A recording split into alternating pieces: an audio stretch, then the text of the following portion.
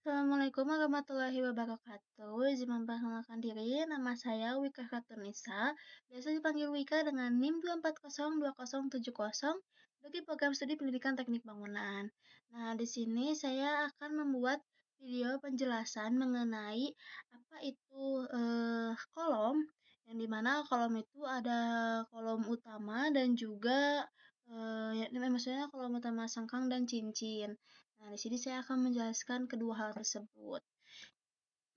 Oke, yang pertama, kita mulai dulu dari pengertiannya ya, teman-teman. Jadi, pengertian apa?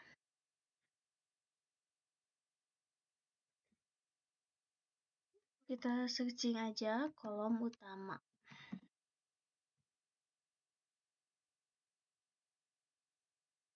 Nah, kurang lebih seperti ini ya, teman-teman. Jadi, kurang lebih kolom utama itu tulangan yang dipasang memanjang. Nih, kita kasih lihat gambarnya.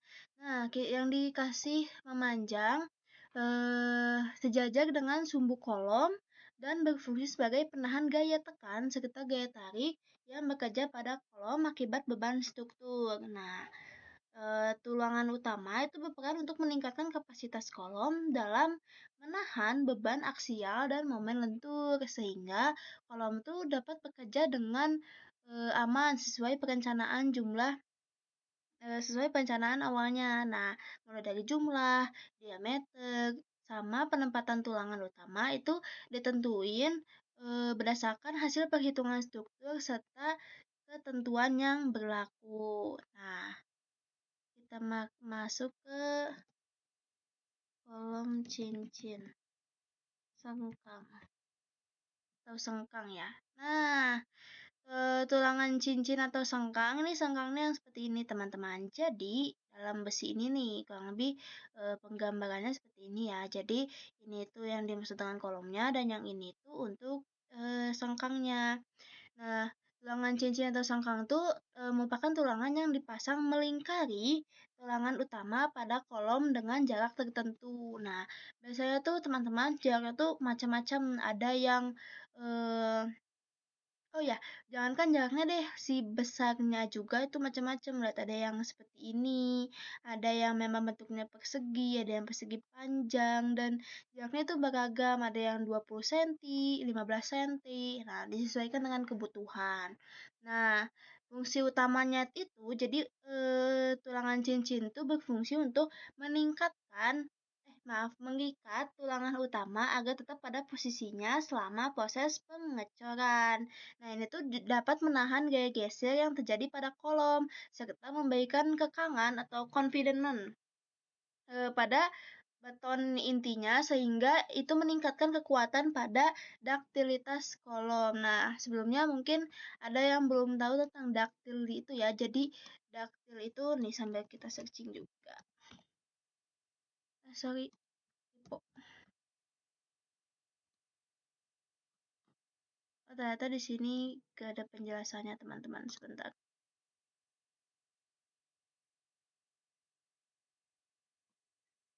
Jadi itu tuh kayak meningkatkan kuat tekannya gitu. Jadi itu tuh daktil tuh hal yang bisa meruntuhkan bangunannya, bisa ngelengkung, retak.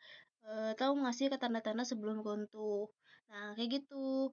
Terus jarak pemasangan sangkang juga ini ditentukan berdasarkan apa namanya, hasil perencanaan dan persyaratan standar struktur beton betulang. Nah, mungkin secara singkatnya gitu ya, teman-teman, tulangan utama yang tadi pertama itu mungkin nah, mungkin ini ya kita ambil contohnya. Nah, jadi tulangan utama itu tulangan yang memanjang yang berfungsi menahan gaya tekan dan tarik pada kolom. Nah, ini sebelumnya penjelasan tentang gaya tarik dan gaya tekan atau posisi penulangan itu sudah pernah dibikin ya videonya, boleh dilihat di video sebelumnya aja.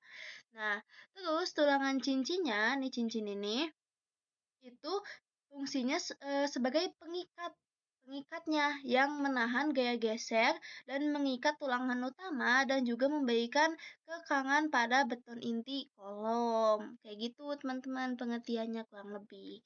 Nah, Nah, selanjutnya kita akan melihat bagaimana sih perhitungan kolom pada struktur beton betulang gitu.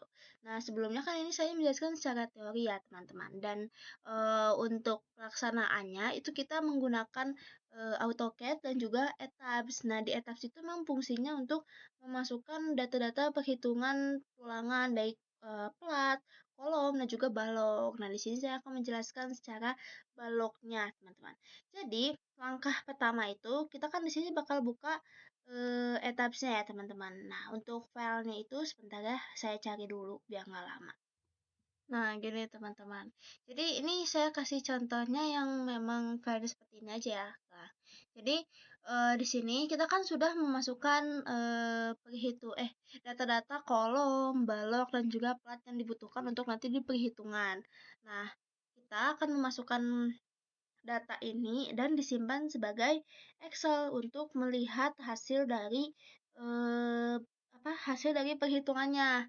Nah, jadi ini dikasih tutorial juga ya gimana caranya. Itu kita ke analyze display. Nah, sebelum di display sini kita harus pencet gemboknya dulu biar filenya tuh biar data-data tuh atau si kolom baloknya itu nggak kemana-mana. Habis itu kita kan agak lama ya.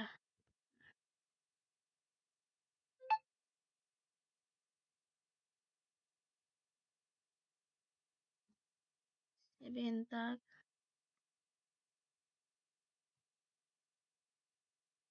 Hmm. Ini kalau misalnya di run-nya sudah selesai, nanti tuh bakal muncul kayak bahwa run analyze itu udah selesai. Nanti baru kita bisa ekspor data-data yang kita butuhkan. Mungkin karena ini agak nge-lag nih ke teman-teman, jadi maaf gitu kebetulan. Nah, terus kita ke display, terus ke show table. Ini sini saya betul-betul hanya tutorial dari etaps ke Excel-nya juga ya, teman-teman. Sebentar. Oh, ini udah kan. Terus kita ke display, show table.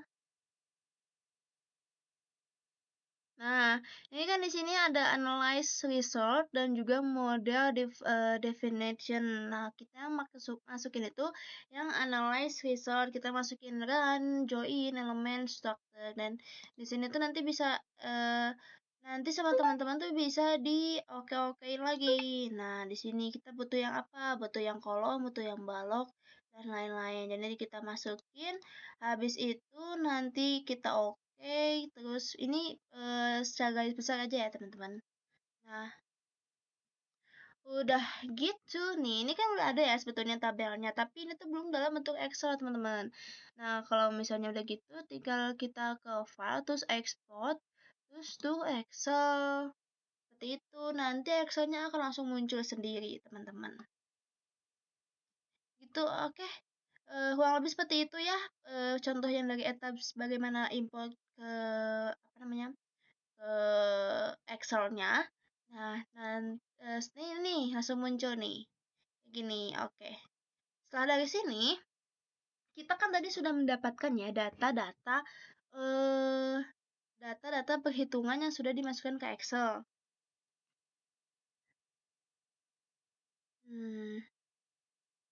Boleh inilah.